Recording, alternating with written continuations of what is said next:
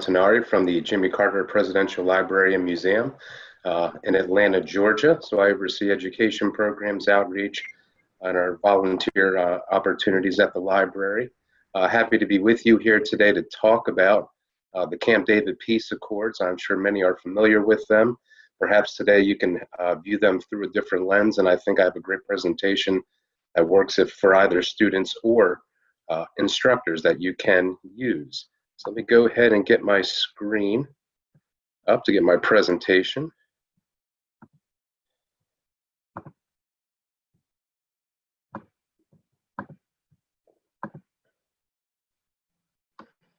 Okay. And the Jimmy Carter Presidential Library and Museum, also the Clinton Library, who you'll be hearing from later, we are a part of the National Archives and Records Administration based in our nation's capital. The custodians of our nation's most sacred documents, the Constitution, the Bill of Rights, many other notable primary sources. So we'll go ahead and contextualize what we're seeing today. I don't need to read this word for word, and this PowerPoint will be made available to you following the presentation here today. But the big thing that I'd like to stress is under historical development. When we think of peace in the Middle East, I don't think too many folks think of that as an element of the Cold War, but it most certainly was. That was not just focused in Eastern Europe. We hear a lot about Berlin, the Soviet bloc, the Warsaw Pact. The Middle East was just as important region to the Cold War as Europe was.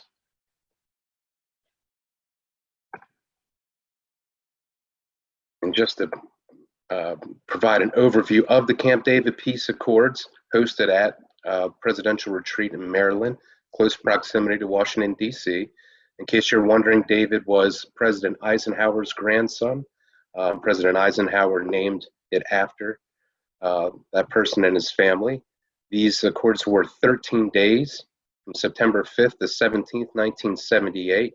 Now, if you look at 13 days, how I have it highlighted, that means there's a hyperlink that will take you to the Jimmy Carter website, where we have a breakdown of each of those 13 days for you. So again, whether student or instructor, this is a really great resource to have, and you'll see other hyperlinks throughout this presentation. These accords normalized relations between Egypt and Israel. In other words, they began communicating directly with each other, which they previously had not done. Return of the Sinai Peninsula to Egypt. We'll get into that a little further on. And these also provided a framework for Israeli-Palestinian peace. And you'll definitely hear more of that from Kathleen in the second session during today's program.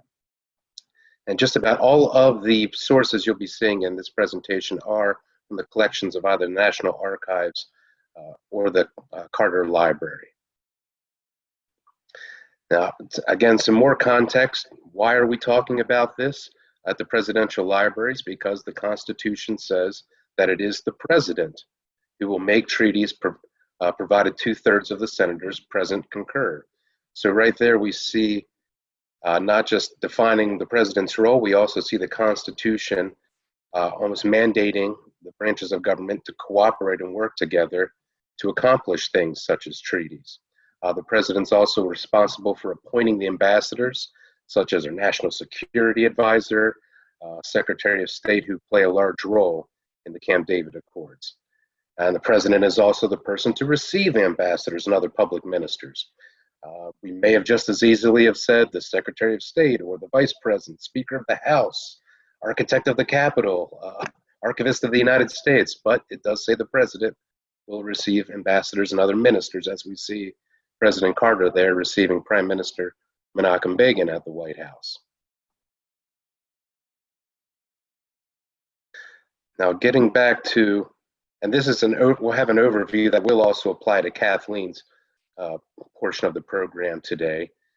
Arab nationalism, pan-Arabism. So Arab nationalism emerges from the breakup of the Ottoman Empire following World War I. That's when we see the nations that we typically view on a map today of the Middle East begin to form.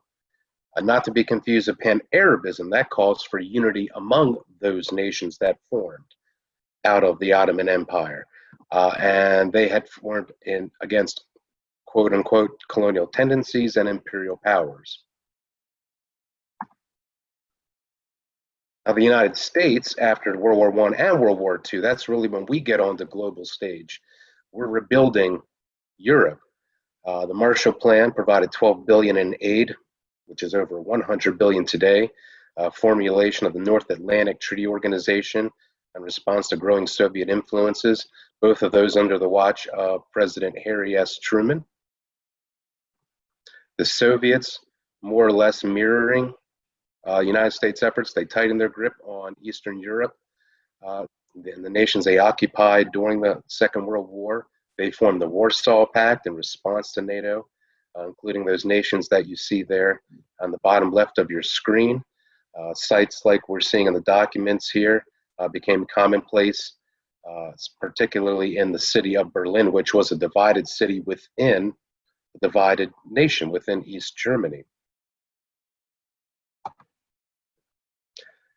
The United States seeking new allies among nations as the Cold War begins. In particular, in 1948, recognizing the Provisional Government of Israel. And it's just my personal opinion, others may agree, this document you see, this, in my opinion, may be the most important primary source of the 20th century, the most influential primary source of the last century. And it's almost a very simple document. It's not as formal as you might think, but we do see Harry Truman's signature right there.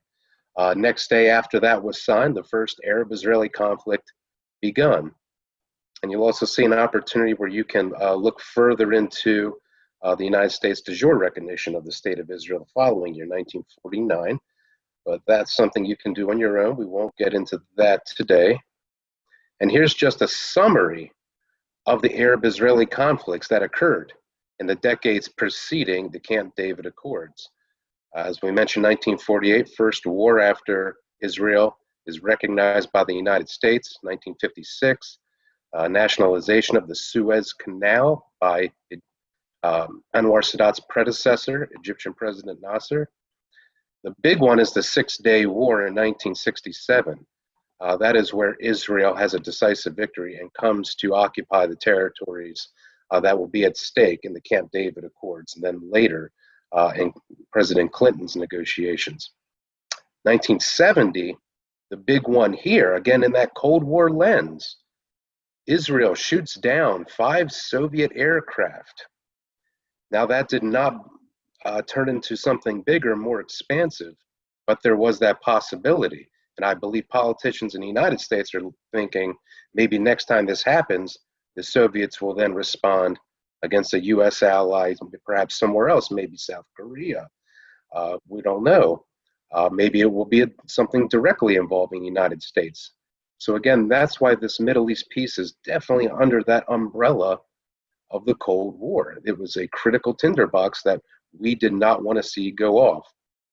1973, the Yom Kippur Ramadan War, not as decisive at a victory for Israel, but they do win, but that initiates an Arab oil embargo of the United States. And anyone who was around back then can tell you that was a bit of an inconvenience for folks here trying to get gasoline. But through all of, and just I'll give you a quick view, here is the Cold War map around 1970. United States and its allies are that blue color. Something notable to point out, you see China and the former Yugoslavia orange, not red or pink. At that we do have communist nations that were not aligned with the Soviet Union, that had major differences of opinion. But again, when we look at the Middle East there, we do see that combination of the light blue and the pink colors. In other words, allies on opposites, or countries on opposite sides of the Cold War. Now, through all of this, the United States realizes it seems that Egypt is the spearhead of pan-Arabism in the Middle East. If we can bring them to our side, perhaps that can help bring other nations to our side. And this is a great example of how presidents work across administrations to accomplish things.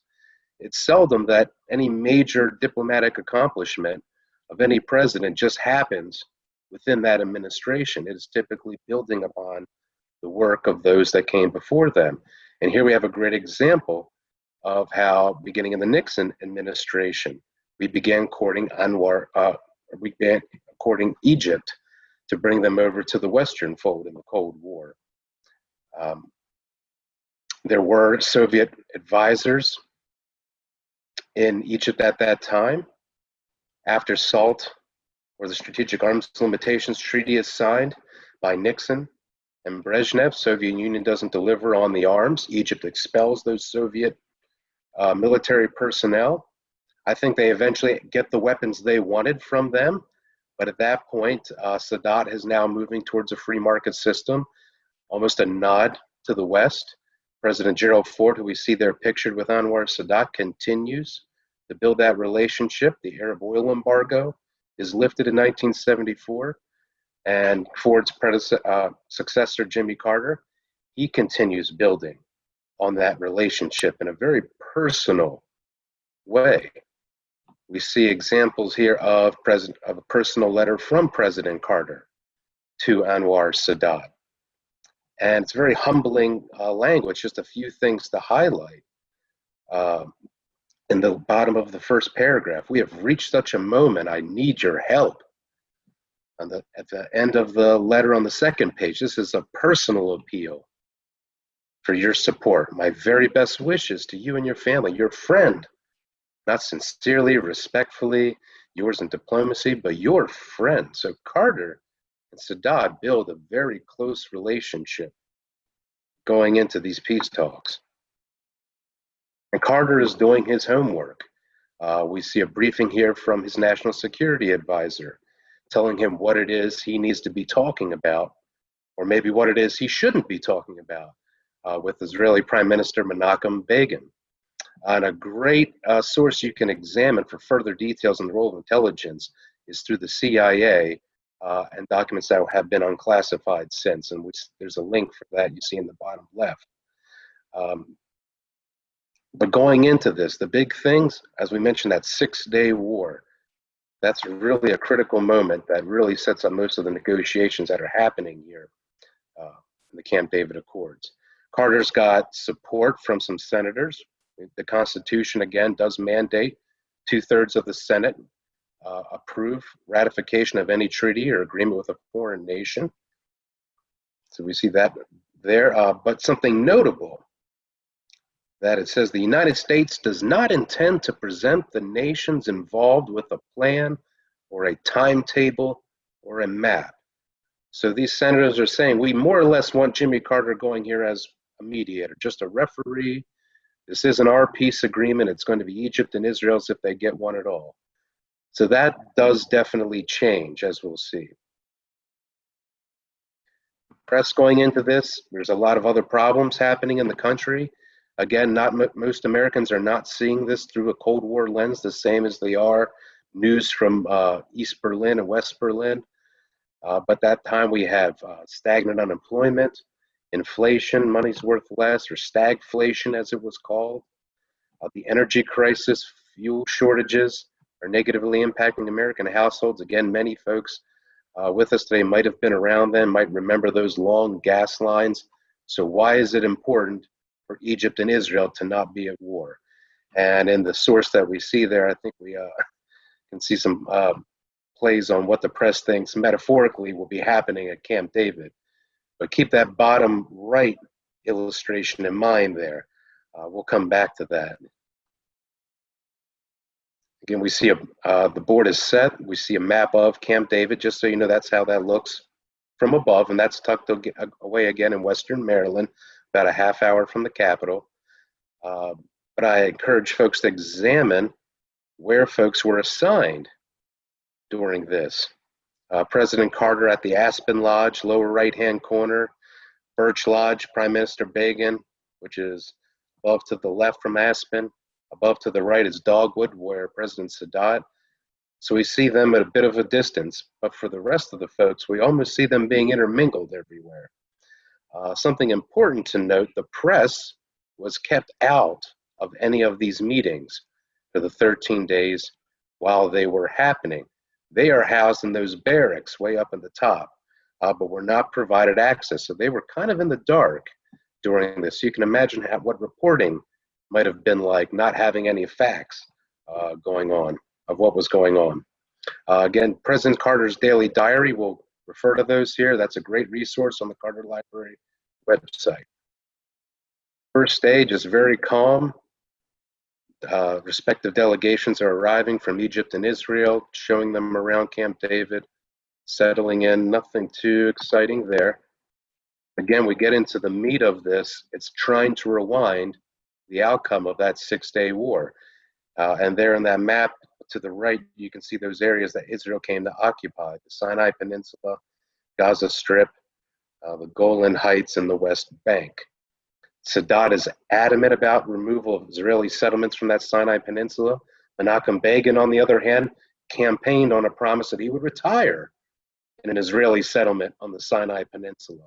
So we can just see right there, there's going to be serious disagreements. But Carter and Sadat will keep referring back to United Nations Resolution 242. This is an example of why words matter. That withdrawal of Israel armed forces from territories occupied in the recent conflict. Well, Menachem Begin would say it does not say from all territories occupied in the recent conflict. The absence of that one word gave him that argument that I can maybe just withdraw from one, maybe two, but not all three. There's nothing mandating it. And this is a pattern throughout history, whether it's domestic legislation, peace treaties, that words do matter. You know, just off the top of my head, why did we have a 14th Amendment, a 19th Amendment, Voting Rights Act of 1965, and still we have debates about voting in the United States and marginalization of groups? One example, words matter in laws, legislations, and agreements. So this becomes Menachem Begin's sticking point, resisting what Carter and Sadat are proposing.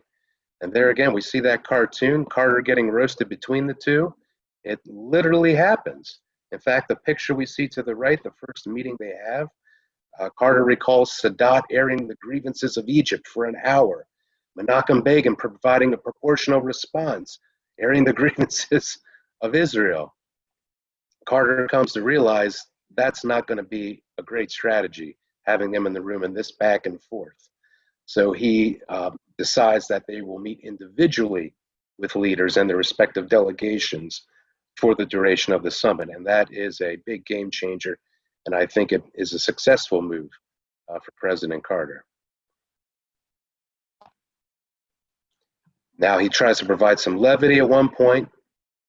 On the sixth day, they go to nearby Gettysburg National Military Park, site of the largest battle in the Western Hemisphere, 52,000 casualties in 3 days in that battle during the American Civil War, which happens July of 1863.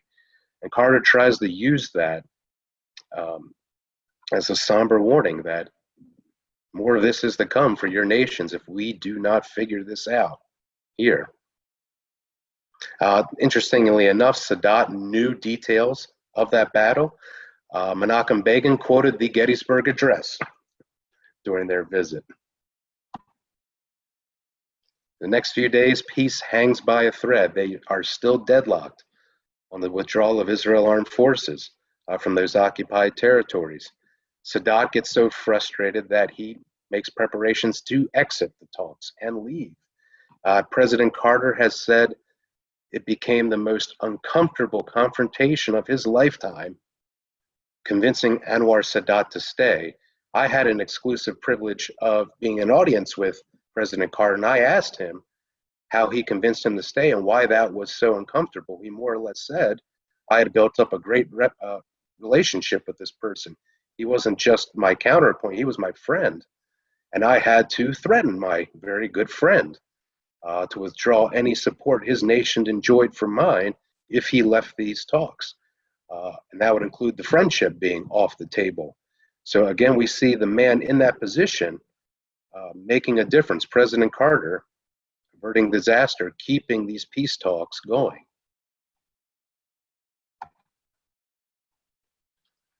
Now, as they have said that Sunday will be their last day, the 17th. At this point, on the 15th, nobody seems to be very optimistic. In Carter's own words to the left there, more or less, let's get your best face on what we have talked about, what we have done so far. Nobody talks to the press until we agree on a statement. In other words, if one of us goes down, we're all going down together, or if one of us looks good, we're all going to look good together. But when we read that letter, we can see what is the tone of it and what conclusions can you draw from that. You can perhaps compare it against Jimmy Carter's diary that day. Who were the people he was talking to? Maybe that can give you an indication. And then finally, the last day, we see the diary entry about twice as long as a typical day. There is a lot of running around, a lot of different conversations. In fact, I think it would be interesting in an exercise to count how many different people Jimmy Carter talked with on that last day. And you just see one example. That's just one of 4 pages of the diary on your screen. To the right there, I think we get an idea of how Jimmy Carter can get around Camp David so quick. And those bikes are actually in the collection of the Carter Library. But we don't really see what the catalyst was from textual documents. Why is there this about face on the very last of 13 days? And that would be, again, in the man who's in the position, the president for their time and place. On that last day, Jimmy Carter personalizes photographs of the summit to each of Begin's 8 grandchildren. For whatever reason, this significantly moves Menachem Begin, and he agrees to reconsider his position on the return of the Sinai, removal of settlements, withdrawal of forces from the Sinai Peninsula, normalizing relations with Egypt. He does a 180 on these things. And I think the best way to figure that out will be to hear it right from President Carter. I can get to President Carter. Here we go.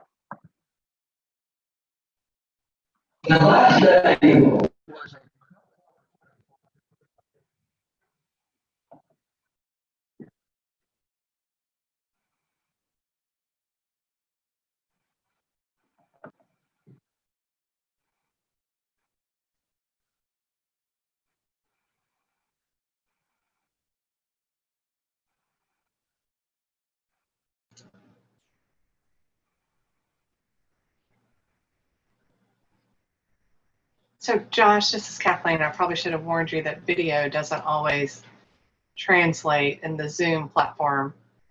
So I don't think I'm the only one. I cannot hear President Carter. You might have to summarize what he was saying. Okay. Okay. Okay, so I understand if some folks aren't able to view the video or get the sound from that. The link to that video on the LBJ Foundation channel on YouTube is within the PowerPoint presentation. But more or less, President Carter is saying how this simple gesture literally convinces Menachem Begin that he's someone worth negotiating with. And they do go back in, they give it another try.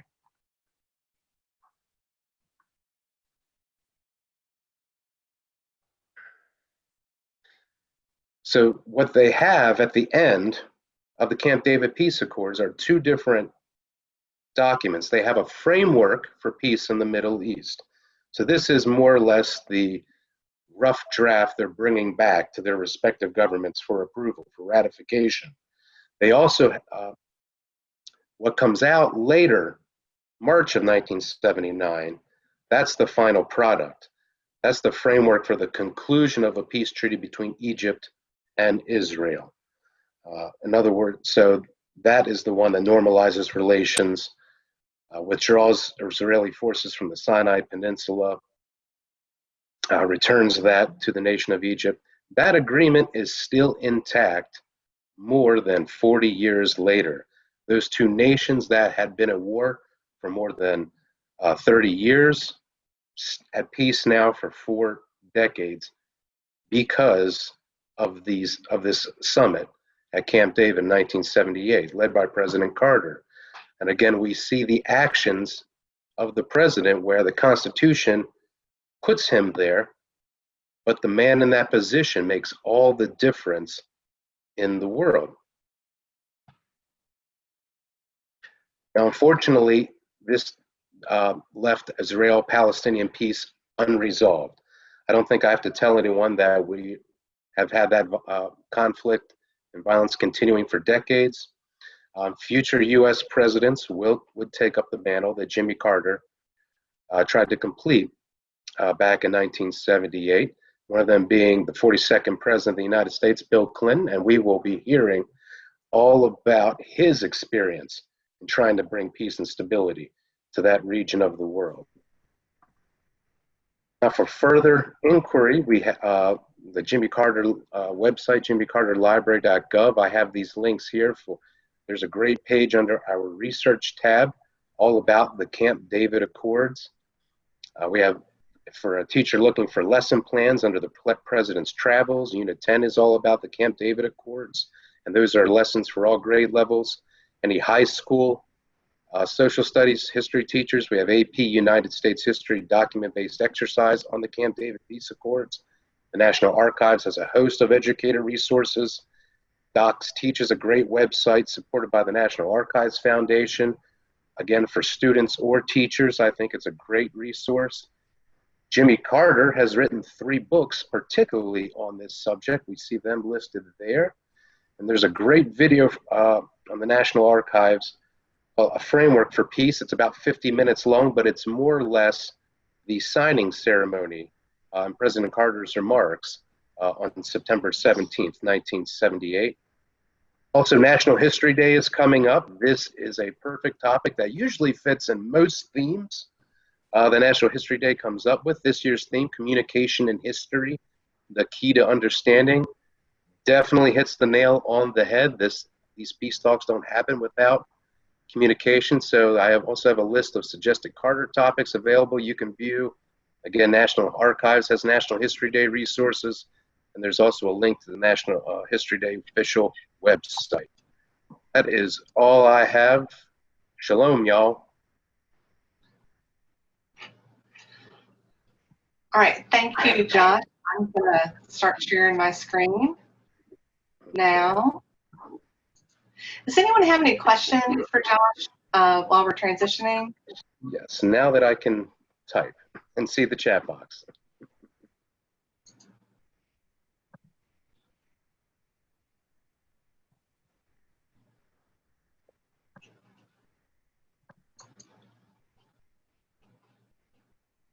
All right, so can you see my screen? Yep, we can see it. Yes, I see, Kathleen. Awesome, great. So I am Kathleen Pate. I'm the education specialist at the Clinton Presidential Library. And Josh and I started talking about this program a couple of months ago. And one of the reasons that we picked mid-September for our presentation date was noticing that a lot of the negotiations, both during the Carter administration and during the Clinton administration, were taking place in September.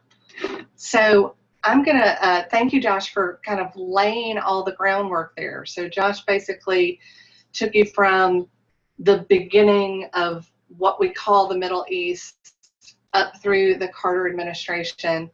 And so between the Carter administration and the Clinton administration, we have Ronald Reagan serving 2 terms. So he's elected in 1980, he's reelected in 1984.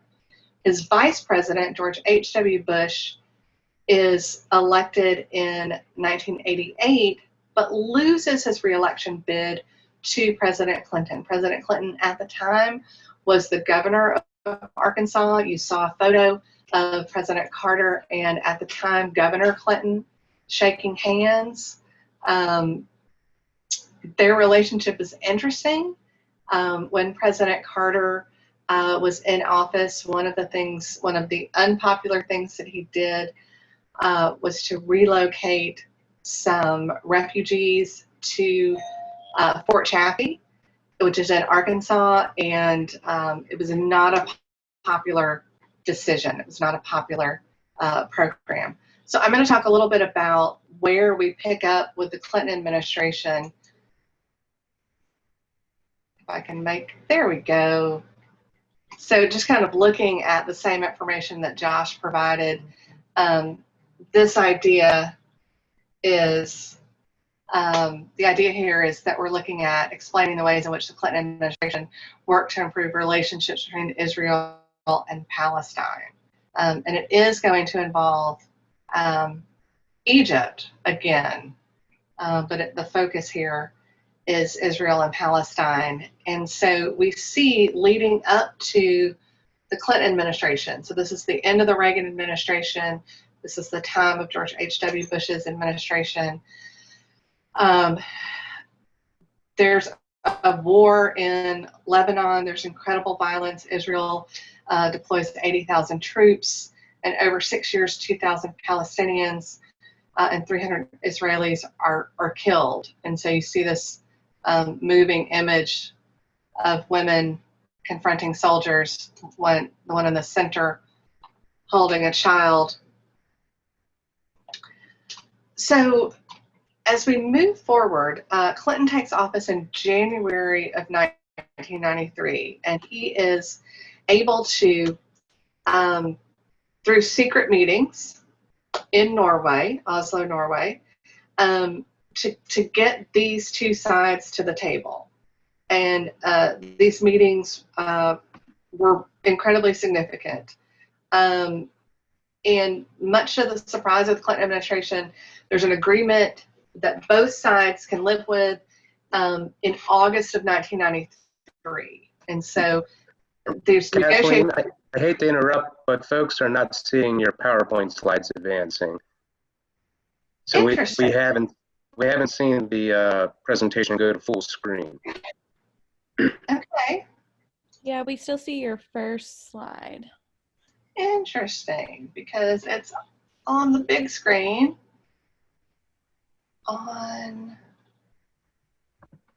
Well,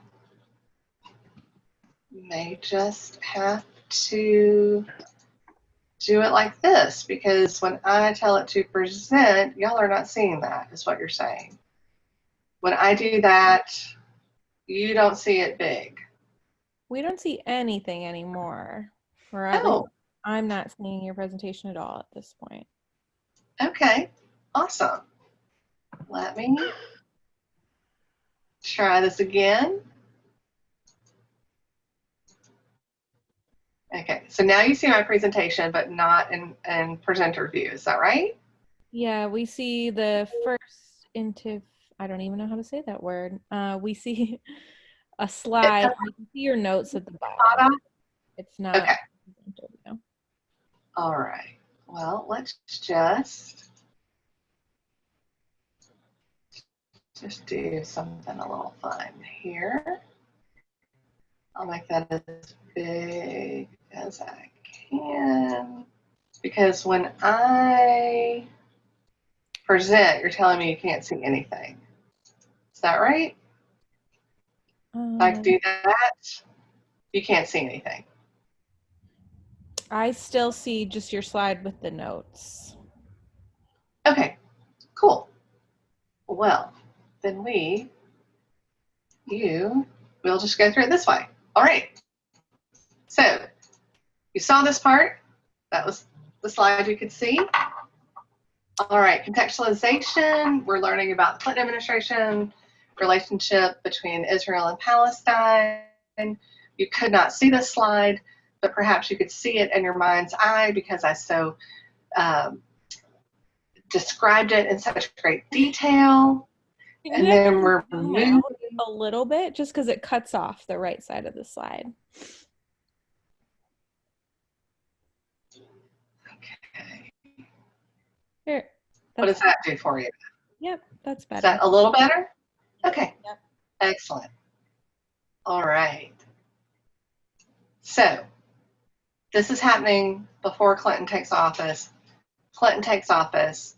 Diplomats are meeting in Oslo, Norway, and they're able to reach agreement. So in August of 1993, excuse me, President Clinton is inaugurated in January. So this is August of 1993, and it's a big deal. So not only do they have the signing ceremony, but this very meaningful photograph is taken.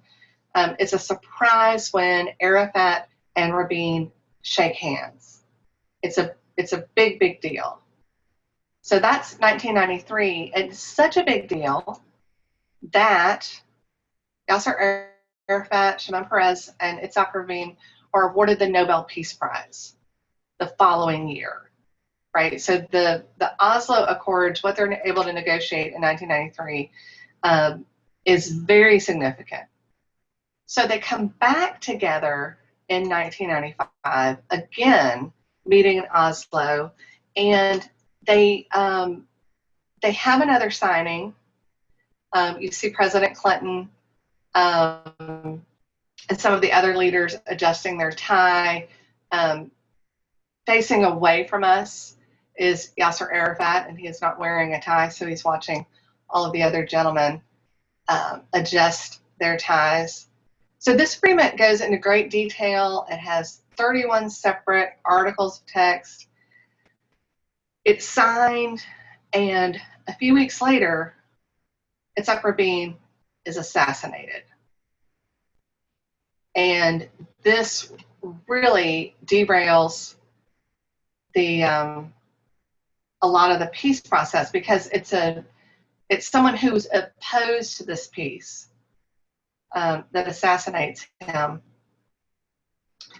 So we see renewed attacks from Palestinian militants. The peace process, like I say, is put in jeopardy. Egyptian President Mubarak holds a summit to kind of show international support. You might recognize Sadat Yasser Arafat. There's Mubarak, but that is Boris Yeltsin. And in case you don't know, that's President Clinton there with the yellow tie. So in 1998, with the assassination of Rabin, the peace movement is really stalling. The wind is out of its sails. And so they meet. President Clinton is involved with another meeting, brings in King Hussein to join as a moderator, and they create the River Memorandum. Unfortunately, it doesn't really have an opportunity to make a difference. It's actually seen as insignificant because Hamas continues terrorist attacks in Israel. So as a last-ditch effort, President Clinton, he's elected to a second term. So he's first elected in 1992, inaugurated in 1993, runs for re-election successfully in 1996, takes office for his second term in 1997. So he is a new president's coming in January of 2001. So 2000 is really the last year of the Clinton administration. And perhaps he thought the magic of Camp David, that President Carter experienced working with Middle East peace would be the trick. He called for a summit. They met for 14 days. And unfortunately, I guess if President Clinton had perhaps, personalized photos of the summit, maybe that's the key that he was missing. But they worked for 14 days and could not agree and the summit basically just ends. President Clinton gives up. And I think this is one of the, if you read My Life, which is his autobiography, he talks about that. You know, President Clinton is very proud of the work he did with Northern Ireland and the peace process there and the Good Friday agreements. He's very proud of the intervention in both Bosnia and Kosovo, the Balkans, you know, acting against Slobodan Milosevic, ending genocide. Those are things that he holds up as accomplishments of his administration. But Middle East peace was not to be found, not during the Clinton administration. So looking forward to, or diving a little bit deeper, we have resources. So like the Carter Library, we have a website, clintonlibrary.gov. But then we also have a YouTube channel where we post videos, so you can watch videos from the Clinton administration. We also have something called the Clinton Digital Library. So the Clinton Digital Library contains all of the records that we have that have been released and digitized. So it's an incredible collection of records that you can look at without leaving your home. It is, researching in the Clinton Digital Library is a little bit like drinking from a fire hose. So you can, depending on your search terms, turn up hundreds of pages of documents and not really know where to start looking. So one of the things that our archival staff, in partnership with the museum staff and the education staff, which is just me, have created digital library exhibits. And basically they are curated collections of records held by the Clinton Presidential Library. So things like the Northern Ireland peace process, the Central High, commemorating the 40th anniversary of the Central High crisis. There's one on economic policy. There's one on education policy. There are these digital library exhibits that can show you basically the top 10, top 20 documents related to a particular subject. And then also recently added our first topical research guide. So an archivist that was familiar with a collection utilized secondary sources to write a couple of paragraphs about the Balkans, so Bosnia and Kosovo, former Yugoslavia, the breakup, everything that happened, and then connects to those documents, to those specific files of records that have been released. So that's a great place to start research. And so these links are going to take you to video, documents, photographs, particularly moving to watch President Clinton deliver remarks at the funeral for Rabin. There's a photograph I had intended to include here. I can share it with the group later. It is President Clinton is on the golf course, and he's golfing with Tony Blair, and an aide comes up and informs him of Rabin's assassination. And it's a very moving photograph taken from a distance, and President Clinton's head is in his hand. You can see that he's really struck by Rabin's assassination. And then remarks at the summit of the peacemakers, remarks at Wye River, the signing of the memorandum, and then looking at the Camp David summit, so a finding aid related to that. So I've taken us up to the 1:45 or 2:45 Eastern mark, and I think it was our goal for Josh to take up about 2/3 of the presentation time and for me to pick up the other third, but then to open the floor to questions. Okay, Barbara, that is a really good question. and it's complicated. So, as Josh mentioned, the Middle East becomes a focus of the Cold War. So it's not something that Reagan or Bush ignore, but they just view their role a little bit differently. I'm looking at an article about the Reagan administration in the Middle East that was released in 1984. And two broad trends in the contemporary international economic order have influenced the shape of recent U.S. policy in the Middle East. Relative position of U.S. commerce in regional markets.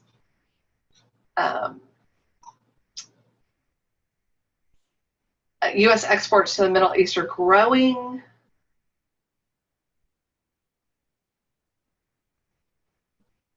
The new administration, so at this point he's talking about Reagan, to adopt a more assertive stance toward the Middle East in order to enhance the U.S. position in the region at the expense of Western Europe and Japan.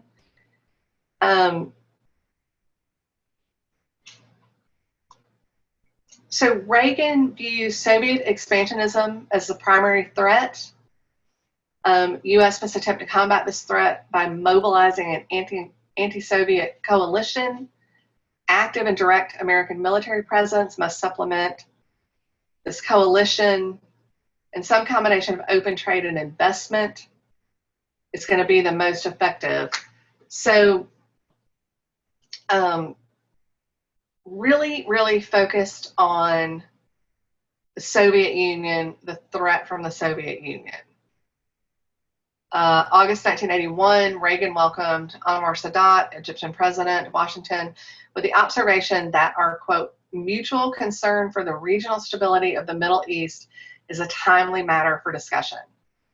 So it's not that they didn't do anything, but I don't think we see the significant role in negotiations that we've seen with Carter and with Clinton. Josh, is that your take?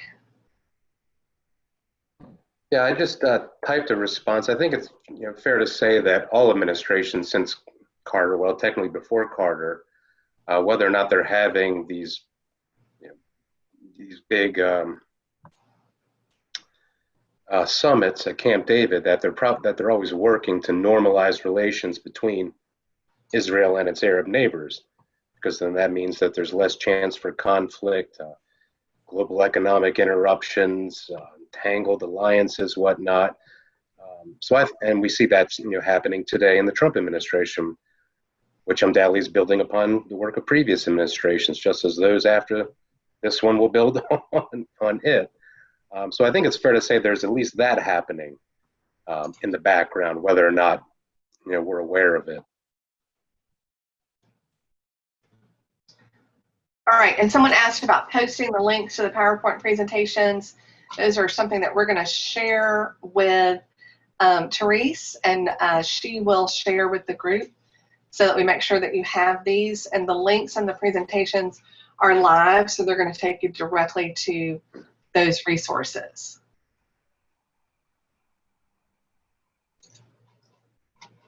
All right, other questions? If not, I do want to, I definitely want to give a plug for a presentation that's coming up next Tuesday that Josh and I are both involved with, and perhaps I'll be able to get my PowerPoint to work correctly before then. I'm actually getting a new computer, not a new National Archives computer, but a new computer soon that I think will be more compatible with the Zoom platform. But we are having another session. It's actually a teacher workshop. It's happening next Tuesday.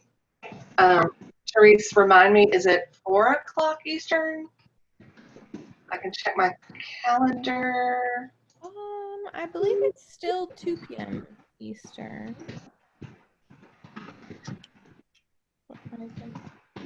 Oh yeah, you're right. It is 4 p.m. Eastern.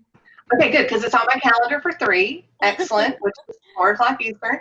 And that is going to be about presidential powers and precedents.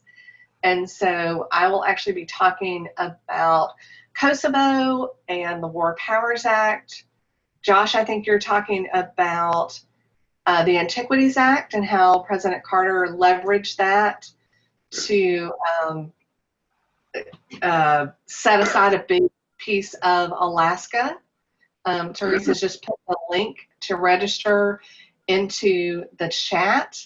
We will also be joined by our colleagues from the Reagan Library, the Hoover Library, and the Roosevelt Library. So Roosevelt will be, not Roosevelt, Truman, Hoover, Reagan, Carter, Clinton.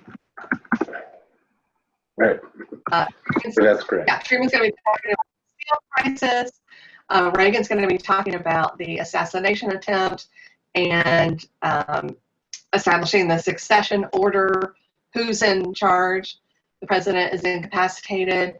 And Hoover's going to talk about the bonus march, where President Hoover actually uses federal troops to remove protesters from Washington, D.C.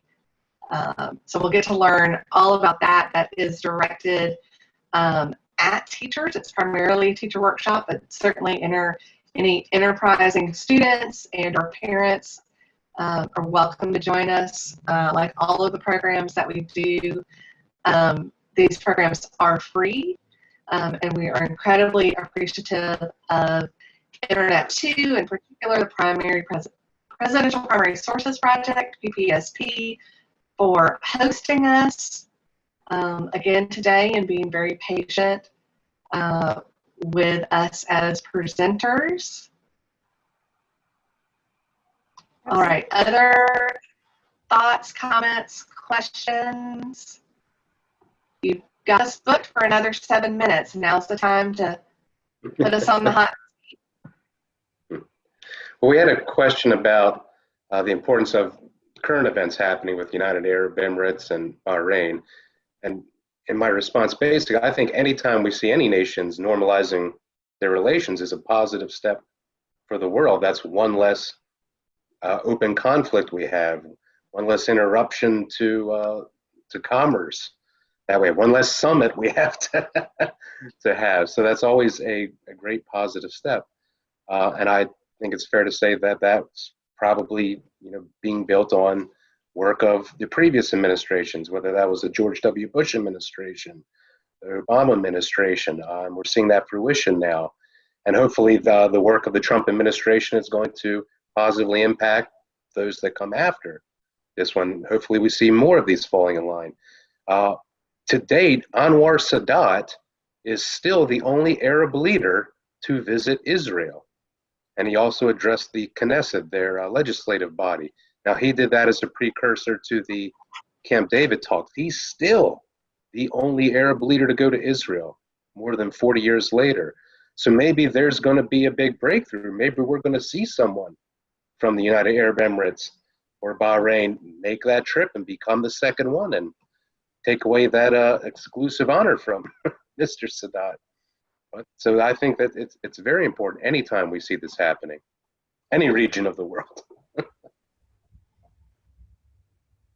All right. Right. I think we can almost universally agree that peaceful relationships with other countries are better than war. And in fact, Andrew Young has that statement with the Camp David summit that not a single Israeli soldier is killed an Egyptian soldier. Not a single Egyptian soldier is killed an Israeli soldier. I think that's quite an accomplishment for any president with an agreement of this type to say that for that long, and it's still going. But an example of effectively using that influence of the American presidency for the cause of peace. And I think that's something that every person that enters that office has the opportunity to do, along with injecting their own personal brand of diplomacy, as we saw with Jimmy Carter, as we saw with Bill Clinton. We've definitely seen that with President Trump, who's made bold moves visiting North Korea, which no other president before him would have touched with a 10-foot pole. But that we see him injecting personal diplomacy about. So it's very interesting to see these different examples of the presidency. There's no set blueprint for our leader at any given time. It's more or less a template, and they plug their own things. Right, and I think Josh, that brings us really full circle thinking about the Constitution Day, or the Constitution Day being Thursday, thinking about the articles and how you can interpret them differently. You know, one of the things we're going to talk about with presidential powers is interpreting the Constitution, right? So you mentioned the idea that, the president can't go to war, right? Can't declare war without approval from Congress, but he can send advisors and he can send military and the War Powers Act. But looking at how those different,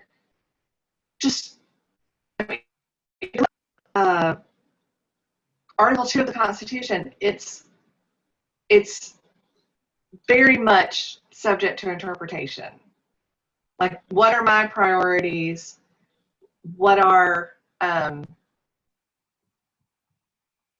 what are the things? I'm sorry, I'm looking at the chat. Because it's a teacher workshop, we did push it to a little bit later in hopes that more people would be able to join us. So it is at 4 p.m. Eastern, 3 p.m. Central, 2 p.m. Mountain, and 1 p.m. Pacific time. Yeah, I'm looking on the National Archives blog, and we have it listed for 4 p.m. Eastern Standard Time. Okay, excellent. Then we're all in agreement. And I'll just. It will also be recorded. It will also be recorded, just like we're being recorded now. PPSP gives us some great, just great technical support. So not only putting this out through Zoom, putting this out through Facebook Live, but then also recording these and making them available for folks who couldn't join us today. All right, any other parting thoughts, comments?